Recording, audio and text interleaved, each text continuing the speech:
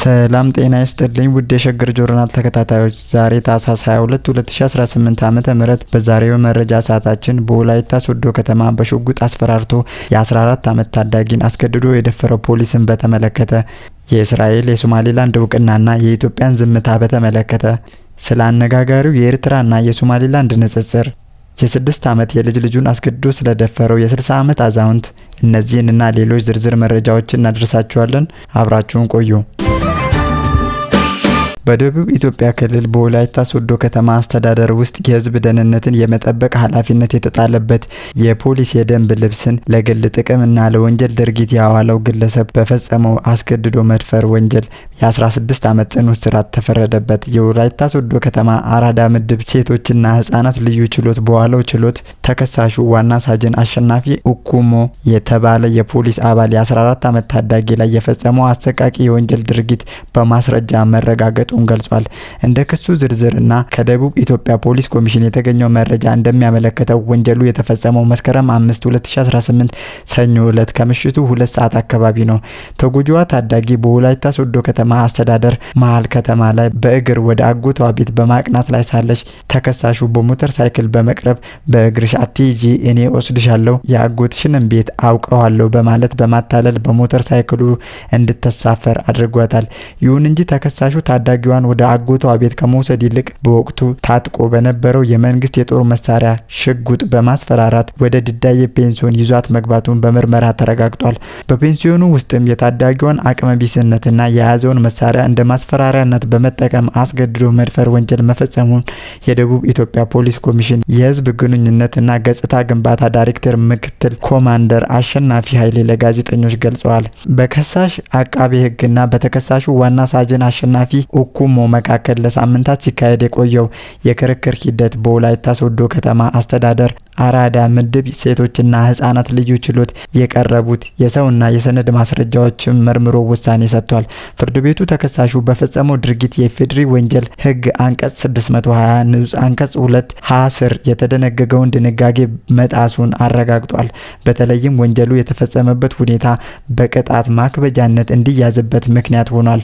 አቃቢ ህግ ባቀረበው የቅጣት ማክበጃ አስተያየት ላይ እንደተጠቀሰው ወንጀሉ የተፈጸመው በምሽት በመሆኑ ተጎጂዋ ራሷን ለመከላከል ወይንም እርዳታ ለማግኘት አስቸጋሪ በሆነ ሁኔታ መሆኑ፣ ተከሳሹ የህግ አስከባሪና የፖሊስ አባል ሆኖ ሳለ የህዝብን ደህንነት ከመጠበቅ ይልቅ የተሰጠውን ስልጣንና መሳሪያ ለወንጀል ድርጊት ማዋሉ እንደ ትልቅ ቅጣት ማክበጃ ነጥብ ተወስዶበታል። ፍርድ ቤቱ ግራ ቀኙን ክርክር ካዳመጠ በኋላ ተከሳሹ የፈጸመውን ድርጊት በህብረተሰቡ ዘንድ ያለውን የፖሊስ ተአማኒነት የሚሸረሽርና በታዳጊ ህጻናት ላይ ከፍተኛ ስነልቦናዊና አካላዊ ጉዳት የሚያደርስ መሆኑን ከግምት ውስጥ በማስገባት በ16 ዓመት ጽኑ እስራት እንዲቀጣ ውሳኔ ያስተላልፎበታል። ምክትል ኮማንደር አሸናፊ ኃይሌ የፍርድ ቤቱን ውሳኔ አስመልክቶ በሰጡት መግለጫ ፖሊስ ከማንኛውም የወንጀል ድርጊት የጸዳ ሊሆን እንደሚገባና መሰል ወንጀል የሚፈጽሙ ጥቂት አባላት በህግ ተጠያቂ እንደሚሆኑ አረጋግጧል። ህብረተሰቡን በልጆች ላይ የሚፈጸሙ መሰል ጥቃቶችን በዝምታ ማለፍ እንደሌለበትና በፍጥነት ለህግ አካላት ጥቆማ መስጠት እንደሚገባው አሳስበዋል። ይህ የፍርድ ቤት ውሳኔ በህፃናት ላይ የሚፈጸሙ የጾታ ጥቃቶችን ለመከላከልና በስልጣን የሚነግዱ አካላትን ለህግ ለማቅረብ የሚደረገው ጥረት ላይ ትልቅ ትምህርት የሚሰጥ መሆኑ ተገልጿል።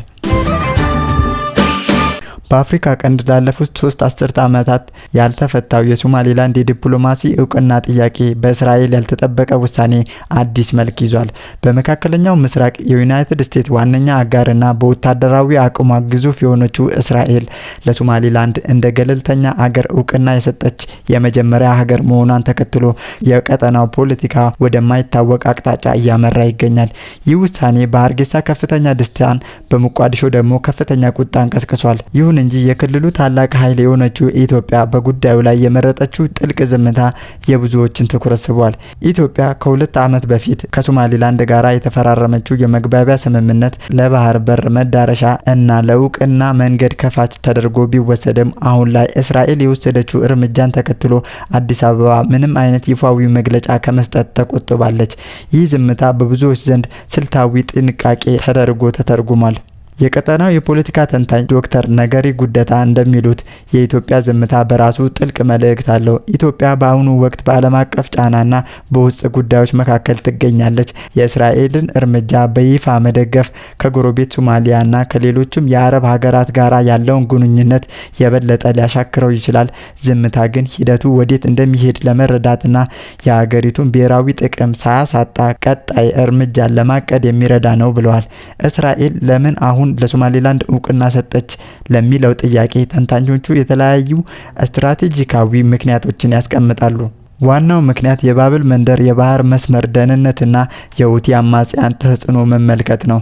ጋዛ ውስጥ ካለው ጦርነት ጋር ተያይዞ የሁቲ ታጣቂዎች በእስራኤል መርከቦች ላይ የሚያደርሱት ጥቃት ለመከላከል ሶማሌላንድ ለእስራኤል ወታደራዊና የደህንነት ምሽግ ልትሆን ትችላለች ተብሎ ይታመናል። በሌላ በኩል የቱርክ በሶማሊያ ወይም ሞቃዲሾ ያላትን እየጨመረ የመጣ ተጽዕኖ ለእስራኤል ትልቅ ስጋት ነው።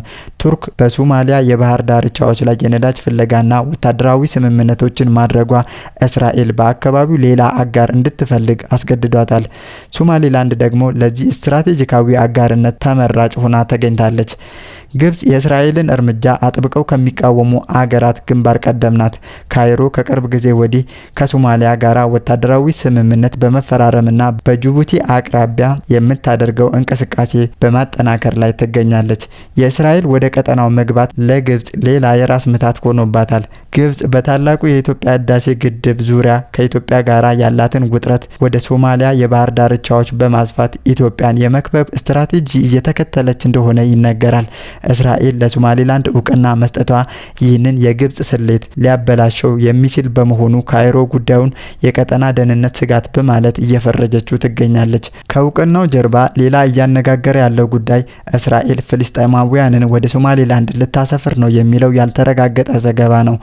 ምንም እንኳን የሶማሌላንድ ባለስልጣናት ይህንን ውድቅ ቢያደርጉም የሶማሊያው ፕሬዝዳንት ሐሰን ሼክ መሐመድ ግን ይህንን ጉዳይ ለፓርላማ ባደረጉት ንግግር ፍልስጤማውያንን ከቀያቸው የማፈናቀል ሴራ አካል ነው በማለት አውግዘውታል። ይህ ወሬ በሙስሊም ዓለም ዘንድ ሶማሌላንድና እስራኤልን ለማስጠላት እንደ ፕሮፓጋንዳ መሳሪያነት እየተገለጠ ይገኛል። የእስራኤል የሶማሌላንድ እውቅና ለአፍሪካ ቀንድ አዲስ የፖለቲካ ንዝረት ይዞ መጥቷል። ለኢትዮጵያ ይህ እርምጃ የባህር በር ፍላጎቷን የሚያሳካ ተስፋ ሊሆን ቢችልም በሌላ በኩል ግን ከጎረቤት አገራትና ዓለም አቀፍ ድርጅቶች ጋር ለሚፈጠር ግጭት ስጋት ሊሆን ይችላል። ኢትዮጵያ አሁን ዝምታን የመረጠችው ይህ ታሪካዊ ክስተት ወደ ጦርነት ሳይሆን ወደ ዲፕሎማሲያዊ ድል የሚያመራበትን ቀዳዳ ለመፈለግ እንደሆነ ይገመታል። በሐዋሳ ከተማ አስተዳደር የ6 ዓመት የልጅ ልጁን አስገድዶ በመድፈር ወንጀል የተከሰሰው የ60 ዓመት አዛውንት በፈጸመው አሰቃቂ ድርጊት ጥፋተኛ ሆኖ በመገኘቱ በ17 ዓመት ጽኑ እስራት እንዲቀጣ መወሰዱን የከተማዋ ፖሊስ መምሪያ አስታወቀ። ይህ በህብረተሰብ ዘንድ ከፍተኛ ቁጣንና መረበሽን የፈጠረ የወንጀል ድርጊት የተፈጸመው በሐዋሳ ከተማ አስተዳደር ስር በሚገኝ ቱላ ክፍለ ከተማ ፊንጫ ቀበሌ ልዩ ስሙ ሃውስ ኦፍ ሆፕ ተብሎ በሚጠራ አካባቢ ነው። እንደ ፖሊስ መረጃ ከሆነ ተከሳሹ ዳንኤል ቡንኩራ የተባለ የ60 ዓመት አዛውንት ቤተሰብ እንዲያሳድጋትና እንክብካቤ እንዲያደርግላት በአደራ የሰጡትን የ6 ዓመት ህጻን ልጅ ነው በዚህ ጥቃት ሰለባ ያደረጉት። የሐዋሳ ከተማ አስተዳደር ፖሊስ መምሪያ አዛዥ ረዳት ኮሚሽነር ግርማ ማቴዎስ ለበስራት ራዲዮ እንደገለጹት ድርጊቱ የተፈጸመው ጥር 17 2017 ነው። ተከሳሹ ግለሰብ ህፃኗን በቤት ውስጥ ለብቻዋ የምትሆንበትንና ሰው የሌለበትን አመቺ ሰዓት በመጠቀም በህፃኗ ላይ አስገድዶ መድፈር ወንጀል መፈጸሙ ተረጋግጧል። መረጃውን ለፖሊስ ከደረሰ በኋላ መምሪያው ጉዳዩን በከፍተኛ ትኩረት በመከታተል ተጠርጣሪውን ወዲያውኑ በቁጥጥር ስር አውሏል። ጉዳት የደረሰባት ህፃንንም አስፈላጊውን አካላዊና ስነልቦናዊ ድጋፍ እንድታገኝ እንዲሁም የህክምና ማስረጃዎች እንዲሰበሰቡ ወደ አንድ ማዕከል ተወስዳ የህክምና ምርመራ ተደርጎላታል። የፖሊስ የምርመራ ቡድን ከህክምና ባለሙያዎች የተገኘውን የባለሙያ ምስክርነት፣ የአይን እማኞችን ቃልና ሌሎች ተያያዥ የሰነድ ማስረጃዎችን በማቀናጀት የምርመራ መዝገቡን አደራጅቷል። ይህ መዝገብ ለአቃቤ ህግ የተላከ ሲሆን አቃቤ ህግም የቀረቡለትን ማስረጃ መነሻ በማድረግ በግለሰቡ ላይ ክስ መስርቷል። ተከሳሹ ዳንኤል ቡንኩራ ላይ የቀረበው ክስ በፌዴሪ ወንጀል ሕግ አንቀጽ 627 ንዑስ አንቀጽ 1 ላይ የተመለከተውን ድንጋጌ በመተላለፍ ለአቅመ አዳም ያልደረሰች ሕፃን ላይ ያስገድዶ መድፈር ወንጀል መፈጸም የሚል ነው። ጉዳዩን ሲመለከት የቆየው የሐዋሳ ከተማ የመጀመሪያ ደረጃ ፍርድ ቤት በአቃቤ ሕግ የቀረቡትን የሰውና የሕክምና ማስረጃዎች መርምሯል። ተከሳሹ ዳንኤል ቡንኩራ የቀረበበትን ጠንካራ የሰውና የሰነድ ማስረጃ ማስተባበል ባለመቻሉ ፍርድ ቤቱ ተከሳሹን ጥፋተኛ ብሎታል። ታህሳስ 16 2018 በዋለው ችሎት ፍርድ ቤቱ የቅጣት ውሳኔውን አስተላልፏል። በመሆኑም ተከሳሹ የፈጸመው ድርጊት አሰቃቂነትና እድሜዋን እንዲሁም የዝምድና ትስስሩን ከግምት ውስጥ በማስገባት እንዲሁም ውሳኔው ለሌሎች መሰል ድርጊት ለመፈጸም ለሚያስቡ ግለሰቦች ማስጠንቀቂያ እንዲሆንና ተከሳሹንም እንዲያስተምር በማሰብ በ17 ዓመት ጽኑ እስራት እንዲቀጣ ወስኗል። ረዳት ኮሚሽነር ግርማ ማቴዎስ በሰጡት መግለጫ ማህበረሰቡ በተለይም በህፃናት ላይ የሚፈጸሙ ጥቃቶችን በዝምታ ማለፍ እንደሌለበት አሳስበዋል። በቤተሰብ ውስጥም ሆነ በአካባቢ በሚፈጸሙ መሰል ወንጀሎች ላይ ህዝቡ ፈጣን ጥቆማ በመስጠት ከፖሊስ ጋር ያለውን ትስስር እንዲያጠናክር ጥሪ ቀርቧል። ይህ ውሳኔ በህፃናት ላይ የሚፈጸም ጥቃቶችን ለመከላከልና ተጠያቂነትን ለማረጋገጥ የሚደረገው ጥረት አካል መሆኑ ተገልጿል። ህፃናት በቤተሰብም ሆነ በሚኖሩበት አካባቢ አስተማማኝ ጥበቃ ሊደረግላቸው እንደሚገባም በመግለጫው ተመላክቷል። በአፍሪካ ቀንድ ውስጥ ካሉ ሀገራት መካከል የኤርትራና የሶማሌላንድ የሶስት አስርተ ዓመታት ጉዞ እጅግ ተቃርኖ የሚታይበት ሆኗል።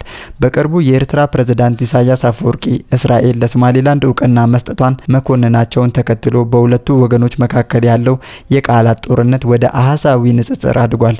ሶማሌላንዶች ባወጡት አዲስ መረጃ እኛ 6 ፕሬዝዳንቶችን በሰላማዊ መንገድ ስንቀይር፣ ኤርትራ ግን በአንድ መሪ ስር ባለችበት እየረገጠች ትገኛለች የሚል ቀጭን መልእክት አስተላልፈዋል። እንደ ሀገር ዓለም አቀፍ እውቅና ያላገኘችው ሶማሌላንድ ከ1991 ጀምሮ 6 ፕሬዝዳንቶችን በምርጫ ቀይራለች። ይህ ለኢትዮጵያም ሆነ ለቀጠናው ትልቅ ትምህርት የሚሰጥ ሲሆን በጎረቤት ኤርትራ ግን ከ1993 ጀምሮ እስካሁን ድረስ አንድ ፕሬዝዳንት ብቻ አገሩን እየመሩት ይገኛሉ። የፓርላማ ስርዓትን በተመለከተ ሶማሌላንድ የራሷን ምክር ቤትና የህግ አውጪ አካል ያላት ሲሆን ኤርትራ ግን እስካሁን ምንም አይነት ፓርላማም ሆነ ህገ መንግስታዊ ተገዥነት ያለው ስርዓት አልዘረጋችም። ይህ ሁኔታ ኤርትራ እንደ ሀገር የቀጠለች ቢሆንም የዜጎቿ ተሳትፎና የፖለቲካ ምህዳሩ ምን ያህል የጠበበ መሆኑን ያሳያል። በኢኮኖሚ ረገድ ሶማሌላንድ 4.567 ቢሊዮን ዶላር በ2022 የሀገር ውስጥ ጠቅላላ ምርት ጂዲፒ ያላት ሲሆን ኤርትራ ግን በ2024 2.9 ቢሊዮን ዶላር አካባቢ ትገኛለች። ይህ ልዩነት በግልጽ የሚያሳየው ነፃ ገበያና የዲጂታል ኢኮኖሚ ያለውን ፋይዳ ነው። ሶማሌላንድ 15 የግል ባንክ አገልግሎት ያላት ሲሆን ኤርትራ ግን በአንድ በመንግስት ቁጥጥር ስር ባለ ባንክ ብቻ ተወስናለች። የቴክኖሎጂ ተደራሽነትን በተመለከተ ሶማሌላንድ የ5G ኢንተርኔት አገልግሎት ላይ ስትደርስ፣ ኤርትራ ግን የኢንተርኔት አገልግሎት እጅግ ዝቅተኛና ለመንግስት ቁጥጥር የተጋለጠ ነው። የሆነ ሆኖ ለኢትዮጵያ እጅግ አሳሳቢውና ትኩረት የሚሻው ጉዳይ የወደብ አጠቃቀም ነው። የሶማሌላንድ በርበራ ወደብ በአመት 1.5 ሚሊዮን ቶን ጭነት የማስተናገድ አቅም ሲኖረው የኤርትራ ምጽዋ ወደብ ግን አቅሙ ወደ 150 ሺህ ቶን ዝቅ ብሏል። ኢትዮጵያ በቅርቡ ከሶማሌላንድ ጋር የተፈራረመችው የመግባቢያ ስምምነት የበርበራ ወደብን በስፋት ለመጠቀም ያለመ ነው። ይህ ስምምነት ሶማሌላንድን በቀጠናው የንግድ ማዕከል ከማድረግም በላይ ኤርትራ ከኢትዮጵያ ጋር ካላት የሰላም ስምምነት በኋላ ልታገኝ ትችል የነበረውን የኢኮኖሚ ተጠቃሚነት በመሪዎቿ ግትር አቋም ምክንያት እያጣች መሆኑን ያሳያል። የአንድ ሀገር የወደፊት ተስፋ በትምህርት ላይ የተመሰረተ ነው።